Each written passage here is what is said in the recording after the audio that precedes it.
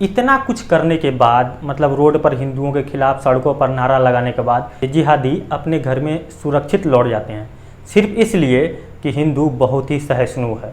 हिंदू इतने सहिष्णु हैं कि हिंदू के बहू बेटियों के साथ बलात्कार किया जाता है, हिंदुओं को मारा जाता है, हिंदुओं का नरसंहार कर दिया जाता है, हिंदुओं को वहाँ से विस्थापित होना पड़ता है। आपने देखा किस तरह कश्मीर में हुआ, और आप अभी मणिपुर देख रहे हैं, वहाँ से हिंदू भाग रहे हैं और दूसरे जगह पर जाकर कहीं दूसरे स्टेट में शरण ले रहे हैं।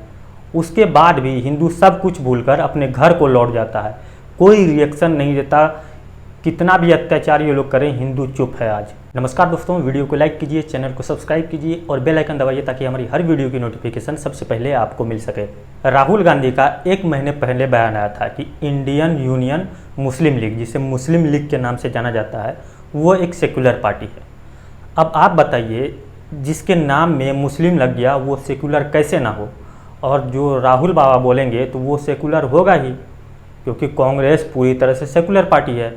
इसलिए राहुल बाबा ने जिसके ऊपर कह दिया कि ये सेकुलर है, तो उसे कोई नहीं काट सकता। भारत में तो कोई काट ही नहीं सकता कि ये सेकुलर नहीं है। देश विदेश की भी मीडिया आपको ये बताने में लग जाएगी कि इंडियन यूनियन मुस्लिम लीग पूरी तरह से सेकुलर है। Muslim League is a completely secular party. Right. There's nothing non-secular about the Muslim League. Questions are a little disjointed. Sorry about that. I think the person hasn't studied the Muslim League. जब 1 महीने पहले पप्पू ने ये बयान दिया था तो इस पर चर्चाएं तेज हो गई थी। हर मीडिया चैनल इस पर बातें कर रहा था कि राहुल गांधी ने मुस्लिम लीग को सेकुलर पार्टी बताया, और वो इसलिए बताया क्योंकि उसके साथ गठबंधन है। जो 24 में चुनाव आने वाला है, वो लोग साथ में मिलकर लड़ रहे हैं, सारी पार्टियां एक साथ मिलकर चुनाव लड़ रही है, इसलिए बीजेपी को छोड़कर बाकी सारी पार्टियां सेकुलर हो जाती है। अब सोचिए, जो पार्टी मतलब मुस्लिम लीग शरिया के हिसाब से चलना चाहता है, वो चाहता है कि इस देश में शरिया लागू हो, वो पूरी तरह से सेकुलर है। क्योंकि वो सिर्फ इसलिए क्योंकि वो लोग मुस्लिम हैं, एक शांति दूत हैं, एक शांति प्रिय मजहब से आते हैं। परसों मुस्लिम लीग ने एक रैली की, सड़क पर एक रैली निकाली। वो अपनी शक्ति प्रदर्शन कर रहे थे और हिंदुओं को दिखा रहे थे कि हमारे पास इतनी शक्ति है। उस रैली में हिंदुओं के खिलाफ नारे लगाए गए, हिंदुओं को जान से मारने की बात की गई, हिंदुओं को जलाने की बात की गई, हिंदुओं के नरसंहार करने की बात की गई, यहाँ तक कि हिंदुओं को मंदिर में फांसी लटकाने की भी बात की गई।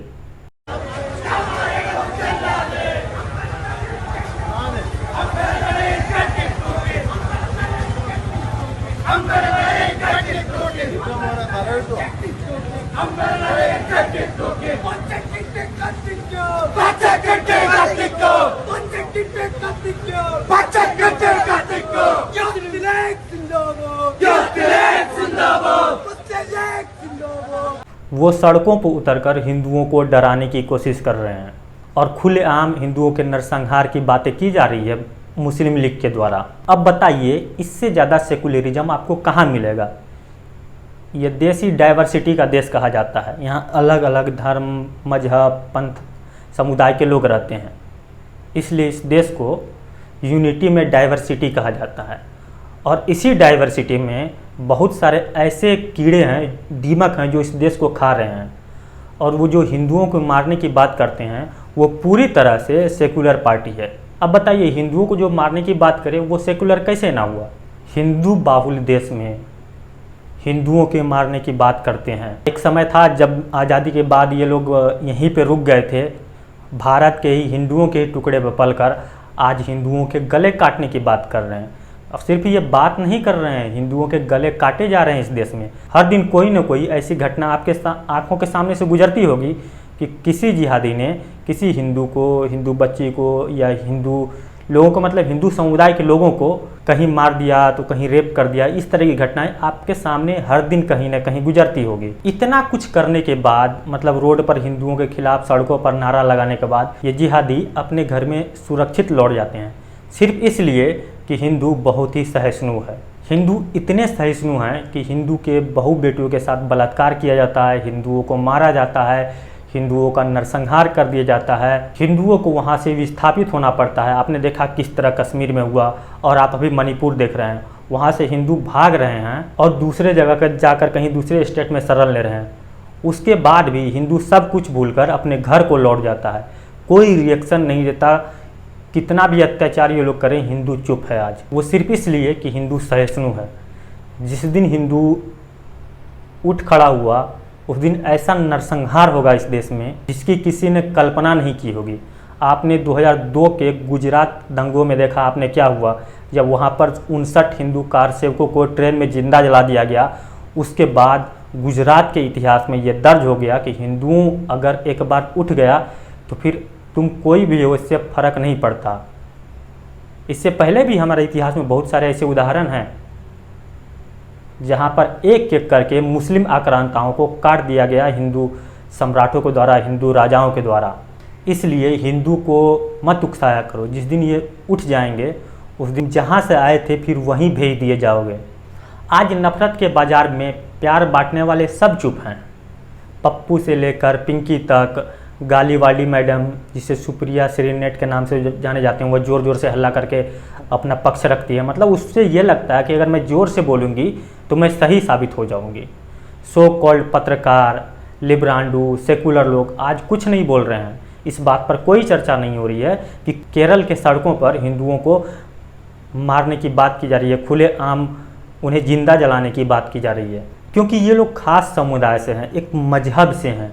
इसलिए कोई इनके खिलाफ नहीं बोलता, क्योंकि आगे चलकर अभी इलेक्शन आएगा तो उसमें लोगों को, पार्टियों को वोट लेना है। अब अभी उसके खिलाफ बोलेंगे तो उनका वोट कैसे ले पाएंगी ये पार्टियाँ। और ये देश जब से आज़ाद हुआ है तब से तो यही राजनीति हो रही है। मतलब एक खास धर्म का वोट लेने के लिए पार्टियां तरह तरह के लुभावने ऑफर लेकर आती है कि आपके लिए हम ये कर देंगे, आपके लिए हम ये कर देंगे। इसलिए कोई भी पार्टी या कोई भी सेकुलर लिब्रांडू पत्रकार आज इस पर बात नहीं कर रहा है कि हिंदुओं के नरसंहार की बात कर रहा है तो कौन सी बड़ी बात हो गई। अगर मान लीजिए हिंदुओं का नरसंहार हो भी जाता है तो क्या फर्क पड़ता है।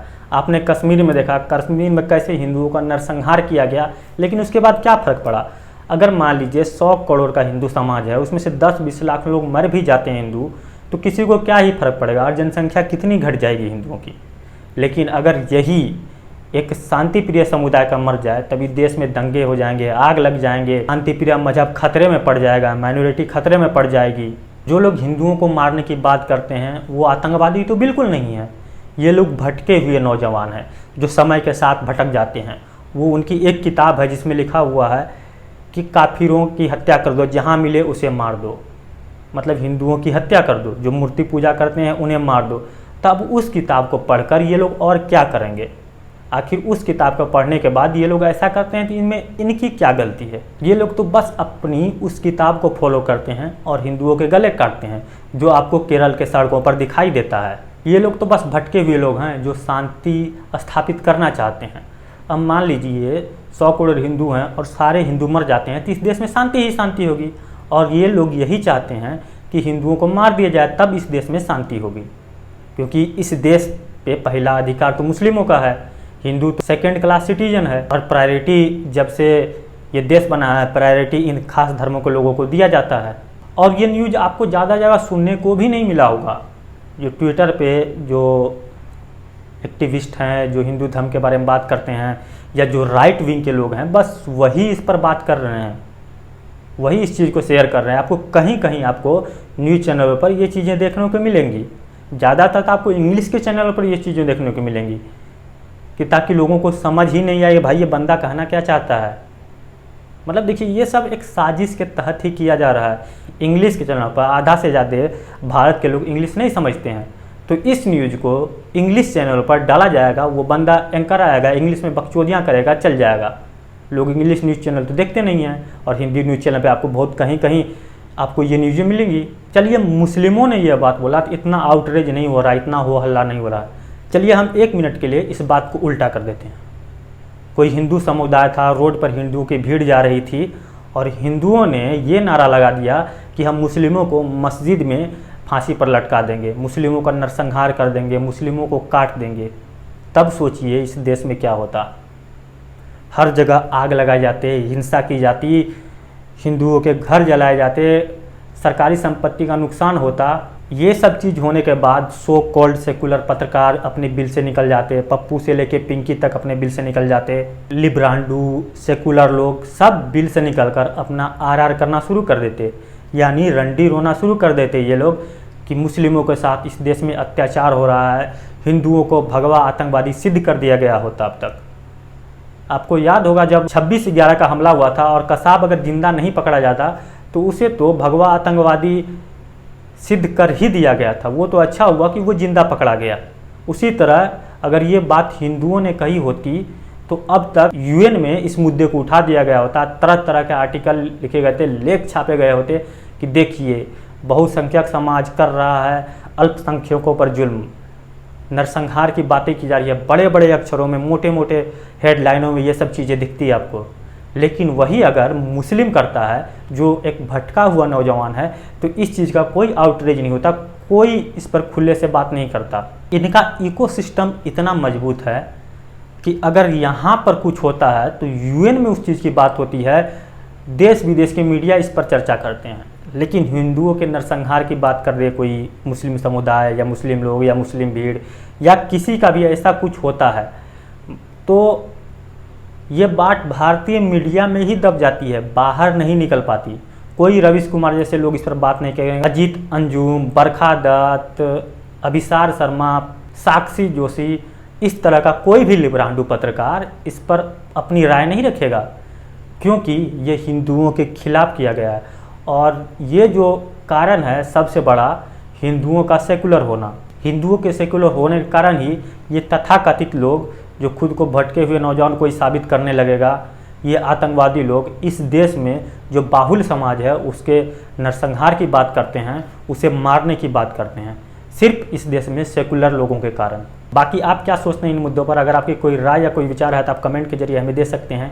अगर ये वीडियो आपको पसंद आए तो वीडियो को लाइक कीजिए, अपने दोस्तों के साथ शेयर कीजिए। अगर आप हमारे चैनल पर नए हैं तो चैनल को सब्सक्राइब कर लीजिए और बेल आइकन दबा लीजिए ताकि हमारी हर वीडियो की नोटिफिकेशन सबसे पहले आपको मिल सके। ये वीडियो देखने के लिए आपका बहुत बहुत आभार।